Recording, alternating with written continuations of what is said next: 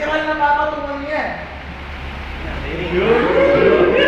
Sabay pasok yung isang kamay, tignan niyo agad yung igis niyo nun. Ito ang itsura. Bakit kailangan nakalabas yung isang kamay? Pag pinasok mo yung isang kamay dyan, parang bumapak ka.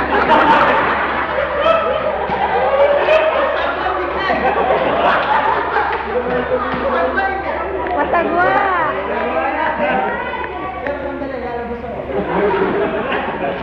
Ayan. Ang maganda dito, iaangat mo siya. Siyempre bago mo siya iangat, kukuha mo na ang hangin. No? Inhale, exhale, inhale, exhale. Sabay angat. Tapos gagapang ka. Siyempre hindi ka humihingan, no? Habang gumagapang ka, di ba? Siya nakakit na siya, ikaw siyempre humihingan. Support mo yung ulo niya, nakakahinga ngayon.